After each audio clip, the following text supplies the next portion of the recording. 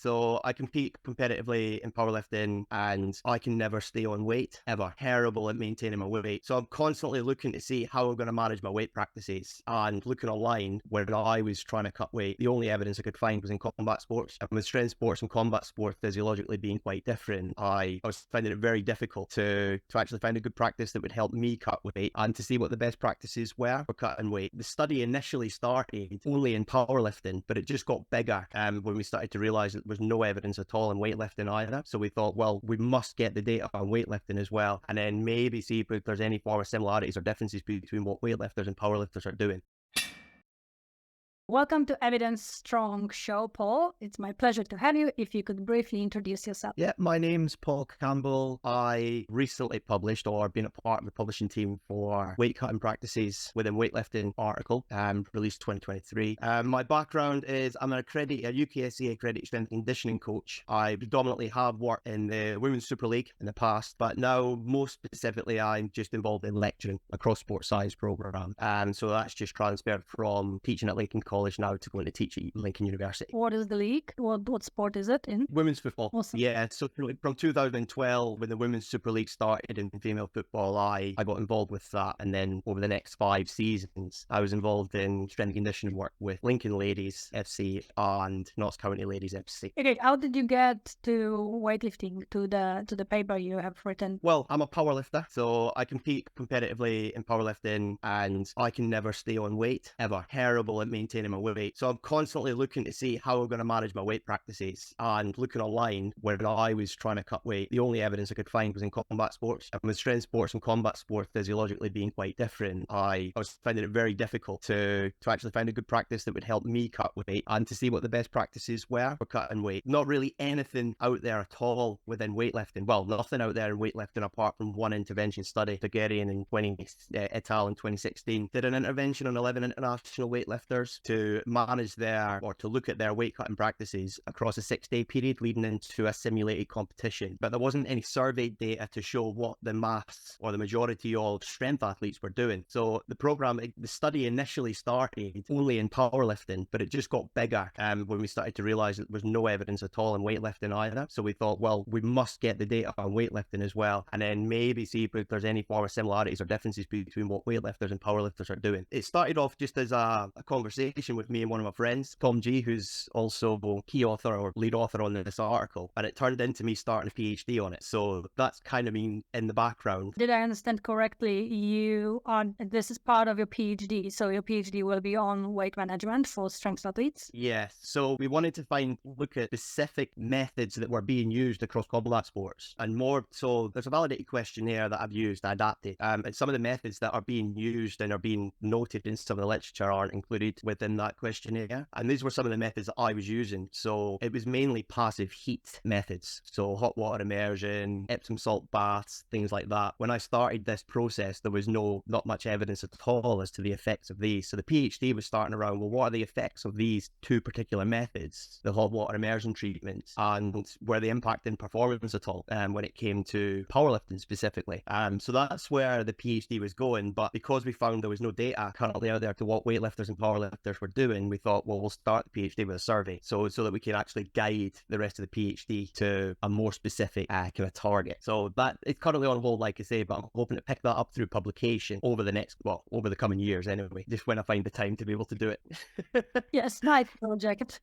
Yes. Awesome. So we know that you wanted to survey weightlifters on the practices of cutting weight. What methods did you do? How did you go about sending the survey out and all that? Who are the participants? So I think to start off, I'll just mention, just for whoever doesn't really know specifically what rapid weight loss is, if that's all right. Yes, awesome. So it's been documented in the majority of literature that it's a significant weight reduction of 2 to 10% body mass within 2 to 3 days of competition. It does get extended out a little bit longer than that. So you'll notice in our article, we found 0 to 7 days was the most common time that people were cutting weight. But specifically within the literature, it says it's within 2 to 3 days competition. And it's done through a variety of methods.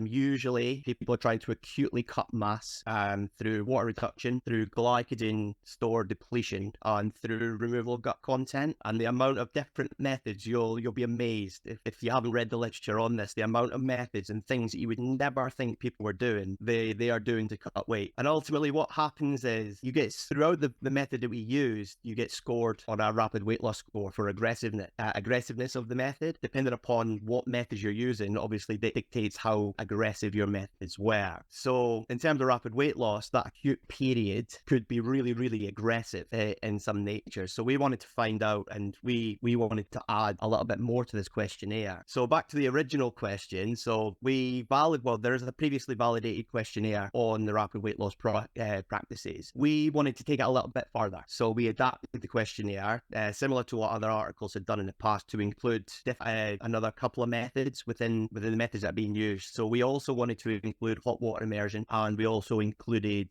hot salt water. One of the other things that's not really, or hadn't at the time, been really talked about was water loading. So we also included water loading as a method just to see how popular that was. So we adapted the questionnaire to include 3 of those methods. We also wanted to, well, if you look in throughout the literature, there's very limited evidence around any form of qualitative information. So we adapted the questionnaire to include some open-ended questions, specifically around thoughts, feelings, and mood. So we wanted to find out specifically what people's thoughts were about the weight cutting process, what their feelings were, and how it made them feel during that process. Because there currently wasn't anything out there, or there still currently is very limited evidence as to how they're feeling throughout these competitions, or throughout this weight cutting process. There is evidence through POMS and Browns questionnaires, but nothing specifically within just open-ended responses to get their opinions on it. So in terms of the questionnaire, so we adapted it slightly. It became a 23-question survey in the end, just to try and get a little bit more information that hadn't previously been talked about. So the distribution was a nightmare because of the time of year. So I started this process in 2019, and as we know, 2019 into 2020, COVID starts to appear. Thought it would be, at the time, because we knew nothing about COVID, would be sensible to go out to all clubs, or as many clubs as I could, weightlifting clubs, and as many weightlifting competitions that were regulated through the International Weightlifting Federation, and distribute the questionnaire face to face. So that was the process that I went through for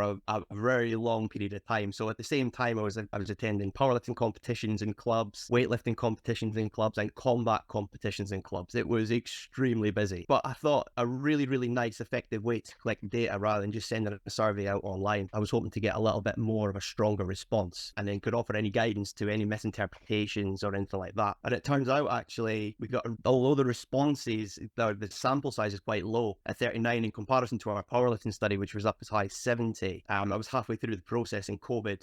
I was actually in a weightlifting competition when I heard that the government was going to be releasing, and we're going to be going into lockdown. So as a result, all clubs, all competitions were going to be closed, turned off. So that stopped my data collection for the weightlifting study. So I ended up with that 39 that I got from it. However, all of the data was really, really useful. All of the data was really good. There wasn't many that I couldn't use. I think there was only 4 or 5 in the sample that I couldn't use because they had not fully filled in the questionnaire or misinterpreted questions. So the response rate was really, really good based upon that. And I'm pleased that I did it that way to get better responses from a lower sample size rather than doing it online. But in hindsight, if I'd gone online, I maybe could have continued my data collection a little bit longer. So it's 6 and a half a dozen, really, pros and cons, which way is the best method. But I thought that was the best at the time, and my supervisors agreed with that as well. So it was a lot of traveling around the country to different clubs and different competitions specifically. In terms of the participants, the sample, there was an inclusion criteria. They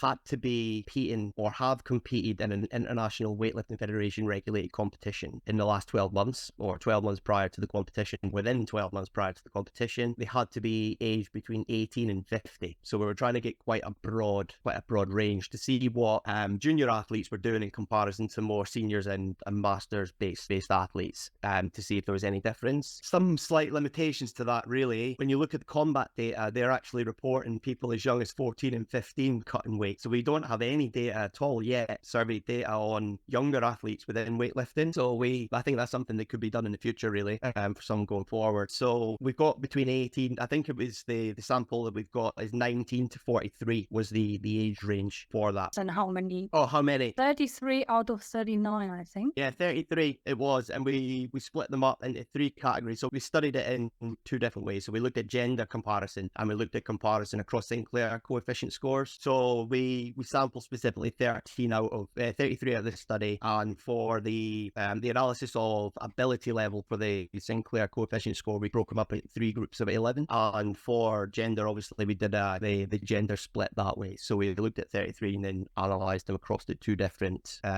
approaches. Do you remember what cutoff points you had for the ability? I do. The high Sinclair score cut off, so it was 311 plus or minus 43. The mid-level was 231 plus or minus 15, and the low Sinclair score was 179 plus or minus 22. So we're not... Did you decide, okay, we have 33, let's cut the lowest 10, middle 10, highest 10? Yeah, that's how we looked at it specifically. That was the easiest way to try and get a nice even number across the groups. Yeah. Within the sample, because of the way I was collecting the data, I was going to some clubs which were mainly professional athletes or high-level athletes, so Olympians, but we was also going to some competitions where that was possibly going to be maybe their second competition in the year, so really, really beginner level. So we've got some that were really, really low in terms of their Sinclair scores, and some that were really, really high in comparison to that. We thought the easiest way to break it down would be through Sinclair score rather than total obtained and maximum weight lifted, because they may have a personal best which is way higher than what they achieved in their competition recently or things like that. So we looked at it based upon their highest score and then looked at the weight when they did that within their weight class, or what body weight they were when they did that, if that makes sense. Okay. So that was how you assessed the level. Did you mention the name of the survey you used originally, the original one you modified? Yeah, so the original one was Artioli 2010, who originally validated the questionnaire. It was originally validated in Portuguese, and it was looking at judo athletes. And so that's still the main study that gets used to develop these questionnaires. Across the other studies that have been done in powerlifting, and they've adapted that questionnaire as well. And that seems to be the one that gets used across combat sports as well. So that was validated by Artioli et al. In 2010. And the study, or the title of the article, if anyone's interested, is Development, Validity and Reliability of a Questionnaire Designed to Evaluate Rapid Weight Loss Patterns in Judo Players. Awesome.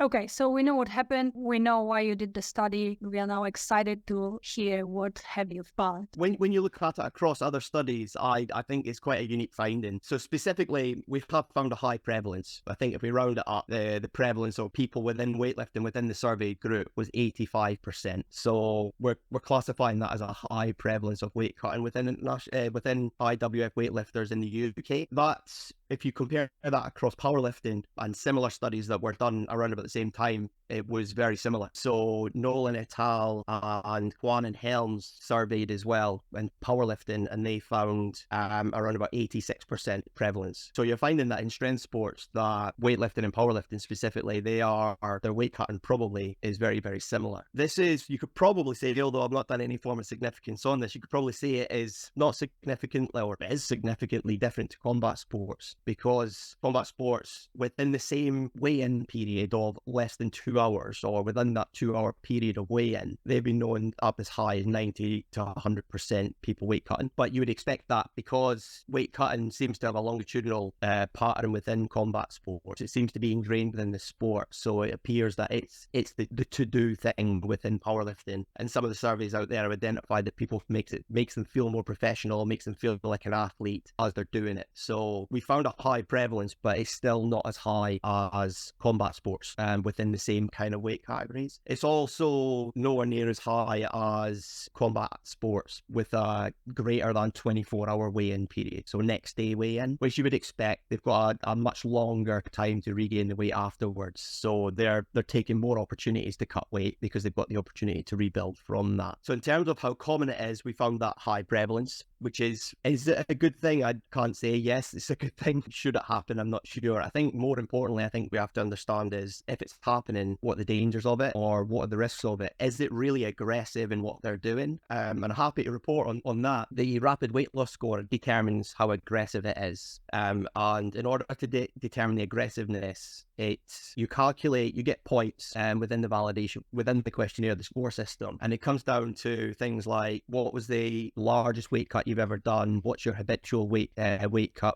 How much do you regain after it? When was your first, what age was your first weight cut? How long does it take you to cut weight? So it's all these types of things that determine how aggressive the weight cutting process is. And then obviously on top of that, the methods in which you're using. So some methods are much more aggressive than other methods. So you score higher for more aggressive methods. So things like saunas would score quite highly because it's a passive dehydration method, whereas gradual diet would score really lowly because it doesn't actually fall into any form of rapid weight loss. You're doing it gradually over time, so you wouldn't score for that. So what we found was the rapid weight loss score for the weightlifting study was around about 23.6, I think around up 24, which when you compare to the powerlifting data that's currently out there, one of the studies identified a similar score of 26 and another one found a much higher score of 31. And when we're starting to talk about scores of 31, you're going into the realms of more combat sports, which are a lot more aggressive in their methods and a lot more aggressive in the way they're doing. The combat data is showing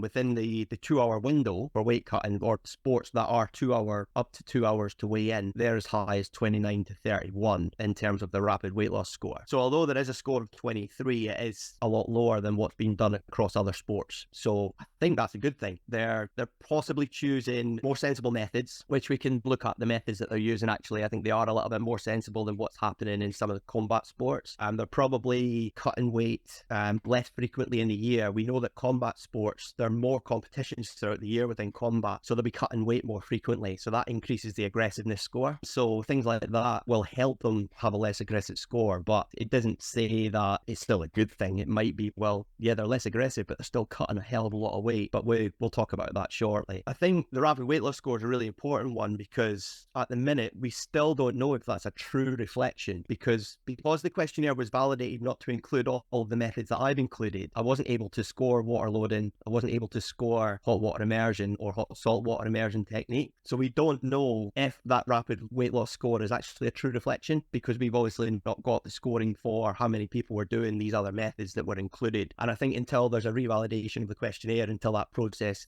goes through to add these new methods, I don't think we'll ever get a true reflection of how aggressive the weight cutting practices are. I think, however, it still can be compared across the other studies because all of these other studies that are including similar methods still haven't obviously scored those. So it's quite nice to see that direct comparison across the other studies. There was another thing within the questionnaire. I think we should go through what methods they were using in general and then maybe go through differences between genders and differences between their abilities. But first, what methods the weightlifters reported to be using, because this table number 2 is pretty shocking. So let's go.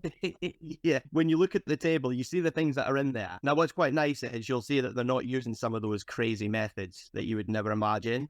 Specifically, if I talk about, in the article, we talk about it as a combination of they sometimes use it or they always use it. If we look at it in sometimes, it means that it might just be on the odd occasion because maybe they've done a decent weight cut, but on the night before they realize they're a little bit higher, so they jump in a hot bath. So that might be the sometimes. So I've adapted the figures slightly. I've got them written down here to show what they always use rather than just what they always do and sometimes use, which is what we reported more so in the study. So the largest one that they're using all the time is fluid restriction. So they're preventing that fluid intake and they're drinking less fluid as they're going through the day in order to try and reduce that total body water. So that was always was 46% for that method. Water loading obviously was one of the ones that we added to the questionnaire, and that came up as 21%, which is quite low for always using. But if you look at it in relation to always or sometimes using it, it goes as high as 55%. So it becomes quite a common method. Fluid restriction, when it was always or sometimes, went as high as 82%. So those two methods seem to be the most common ones for weightlifters, or the weightlifting study we looked at. We found that the 15% were always cutting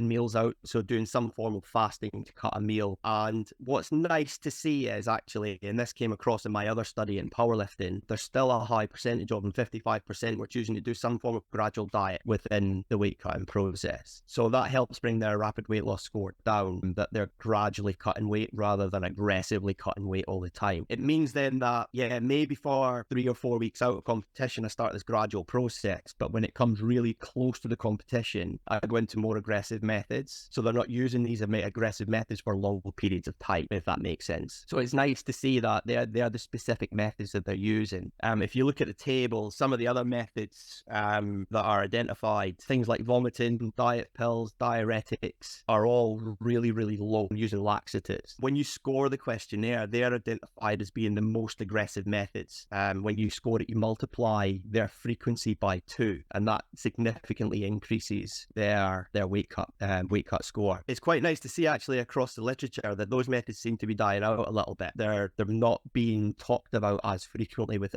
even within the combat sports. They're not being talked about as frequently. But you are noticing water loading is appearing all the time across the data, and you're starting to notice these passive heat methods of sauna, hot water immersion, and hot salt water immersion appearing more frequently as well. Do you want me to compare that against the literature? It's similar across powerlifting as well as what's out there. So powerlifters were always 55% were using fluid restriction, which is similar to weightlifting, a little bit higher within powerlifting. Powerlifters seem to favour water loading more as well at 40% than weightlifters. And then gradual diet within powerlifters, they're all using that again, very similar at 55%. So that's the literature that's out there currently. So it looks like in terms of the methods being used in strength sports, weightlifting and powerlifting are very similar in their methods, which is nice to see that they're using similar methods. It'd be nice to know where they're getting the information from. I did ask where the information was coming from because nearly everything out there when I started the process was combat, and we know the physiological differences within combat are different to strength sports. If they're taking combat really aggressive strategies into weightlifting and powerlifting, they might see some form of detrimental performance or health. And so it's nice to see that actually when you're looking at the powerlifting data in comparison to the weightlifting data that's currently out there, they're using similar methods, and they're the less aggressive methods within that side. Okay, do we have everything from the information they got? Could you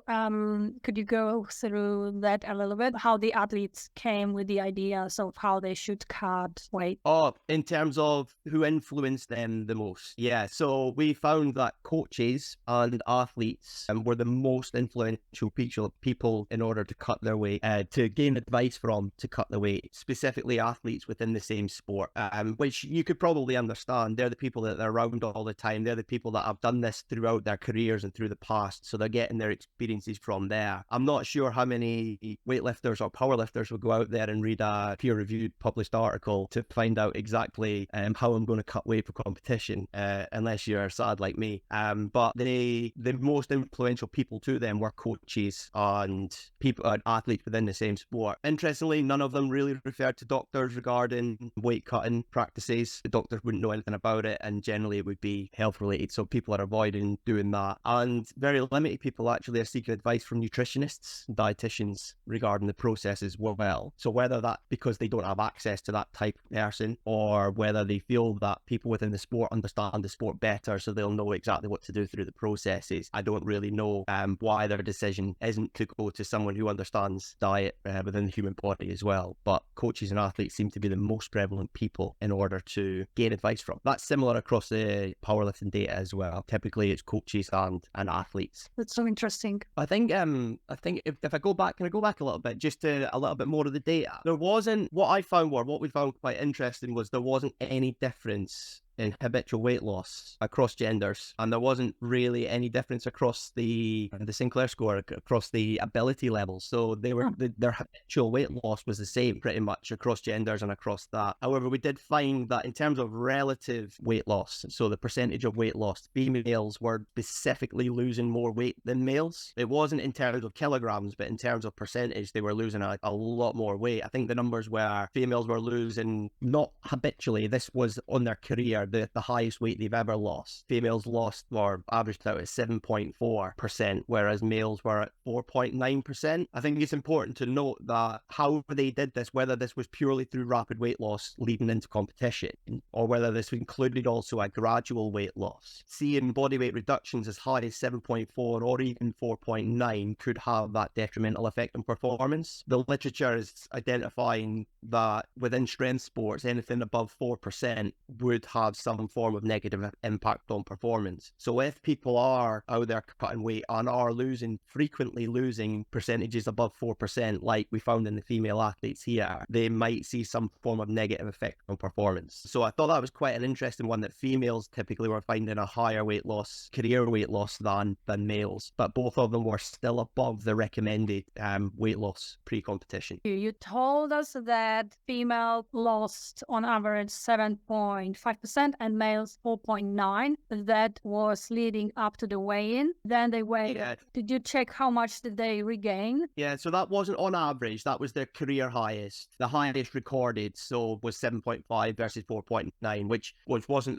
the norm throughout their regular thing. That's just the most they've cut. But we did look at how much they regained after it. Males were typically regaining 2.6 kilograms within 2 weeks following. So it wasn't directly after. I would love to have found out exactly how much weight they regained from start of the weigh-in to end of the weigh-in. But I think that the memory recall of that would be quite significant. I don't think a lot of people would actually remember that type of data. But I did ask the question, do you reweigh yourself after you've finished your weigh-in and had your food and your fluid pre-competition? And a high percentage of them said they didn't do that process. So actually, people aren't really paying attention to how much weight they're regaining directly after they've consumed their food before they go onto the stage to perform their lift, which I found really interesting. I thought more people would be more interested to see if they got their weight back, to see if it gave them some form of psychological boost within their lifting, but it appears that not many people were actually redoing that, not reweighing themselves. So males typically regained within the 2 weeks after 2.6 kilograms. That'd be about 3.2%. And females was 2 kilograms, roughly 3.3%. So if we look at the average, they were losing across the cohort about 3.5 kilograms, 3.5%, sorry. So they're almost getting that full weight back 2 weeks after the competition, which is good that they're regaining the weight back up. But it then comes to the next competition, they're going to have to lose that 3% again. So I think that just seems to be the ongoing process, and being able to manage your weight a little bit more frequently and a little bit better might help you prevent having to cut 3% in order to regain 3% post competition again, and keep going through that ongoing process. Okay, I think it's a good moment to talk a little bit about the risk. So obviously the goal is to weigh in the lower weight class, and this would supposedly give an advantage to the athlete competing in the lower weight class, because they're told they will have to turn in, should be more competitive in theory. But there are risks to that, and I would love you to elaborate. Yeah, so in terms of the performance-wise, up to that 4%, they're not seeing a detrimental effect on performance physically. But you do have to bear in mind that if you are regularly dehydrating, there have been signs of acute kidney failure as a result of dehydration, constant dehydration. And there have been studies in combat sports where athletes have been found dehydrating so much that they've died. So there are really severe risks to some of the methods that people are using. I think what you have to do is be really, really sensible here. It's not really, at the minute, I'm not in a position to say what the direct risks are, because what we would like to look at going forward are what the risks are on weightlifters cutting the types of weights that they are cutting. But when you look through the literature, there are severe health risks that are associated with cutting weight for competition. And not only that, it's not just the physical health, there's also the psychological profile of the athletes. When we look at our data within our powerlifting study and within our weightlifting study, the open-ended questions came out constantly talking about low mood, irritation, constant feeling of hunger, things like that were really, really common. And we also found that a lot of people were reporting that they were, or the comments were coming out as having high levels of anxiety. Now, whether that's high levels of anxiety because they are competing and the competition is making them anxious, or whether that's high levels of anxiety because they are worried that they're not going to make weight, and the process of making weight, how am I going to get 3 kilograms or 3% body weight down within that period? Those things there not only could have an effect on performance, the psychological effect on performance, but they might also have a health effect as well going forward. So I think in terms of physical health and psychological health, I think weight cutting, we need to be careful with how we're doing it and make sure that you're monitoring it correctly and you've got appropriate advice and guidance as you're going through it. Also, that's accessible advice, I think. Anything else you would like to add about the results? Did I forget to ask about something that you think it's is really important or interesting? I think actually we've also done this study in powerlifting. We've got the data for published for powerlifting as well. And it's really interesting to see our published, like, because it's the exact same questionnaire that's being distributed, the comparison is really, really similar. And the findings are quite interesting. So in terms of the rapid weight loss score, our powerlifters and our weightlifters were the same, 23.6 versus 23.7. So their scores are, their aggressiveness is the same in terms of the nature. The typical weight loss across genders for powerlifters and weightlifters was similar. So they're losing around about that 3% mark within our study. And it was also interesting to find that in our powerlifting study, the career high for females was also higher than males. So female powerlifters' career highest weight cut is also the same within powerlifting and weightlifting. It's greater than males. At the minute, I don't really know why that is, but it's quite interesting to see that female powerlifters and female weightlifters have got a higher core weight cut than males have. So I think that's something quite interesting to look at. What might be the reason for that? I think in terms of what was I going to say? In terms of the methods, in terms of the methods, the methods, I think I mentioned it already, they're very similar across our study. So the powerlifting study that we did, we're finding that fluid restriction was 55% versus 46% in the weightlifting study. Water loading was more prevalent in our powerlifting study at 40% than the weightlifting study at 21%. But they're both using gradual diet at a similar level at 55%. So 55% of both cohorts are identifying gradual diet. It's quite nice because when you combine the study across strength and called it a strength sports study, you've got a really nice sample size and you're finding very similar methods being used across these sports. What's interesting is though that the powerlifting did use the passive heat methods more frequently. So it's way less often than what combat athletes are using and way less often than what 24-hour weigh-in athletes are using. But the weightlifters were using 24% of these methods and the powerlifters were only using 15%. So weightlifters seem to be taking passive heat loss measures more frequently than the powerlifters were. So I think that's quite a nice, interesting point as well. So I think having the two studies go side by side with each other helps quite a lot.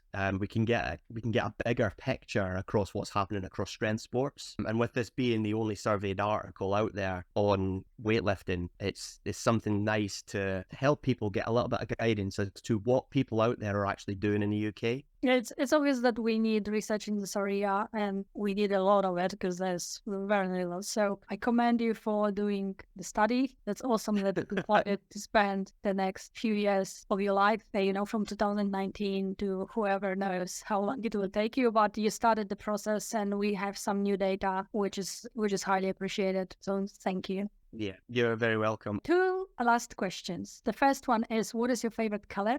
Now you're challenging me. Right, so I really like wearing black. Now we know black's not a color, but I like wearing black. But if I was going to say a color specifically, it would be a royal blue. Noted. Okay. The second question is, if people want to contact you or see what you're doing, where they should go on the internet. I'm absolutely terrible on any form of social media. I am the worst. I've got profiles everywhere, but they've probably not been updated since like 2015 or whatever. But the easiest place probably would be on LinkedIn. I've started using my LinkedIn profile a lot more now because of transferring across to the university and actually publishing these articles. So LinkedIn would be the best place to find me on there. Awesome. So there. I don't know the handle or anything. That's how bad I am. That's okay. That you have one place we can find you. So that's enough. Yes. Thank you so much, Paul, for today. You're welcome. Thank you very much for having me. Hopefully I have been able to pass over the information in a suitable manner for you. Awesome. No, it was great. Lovely.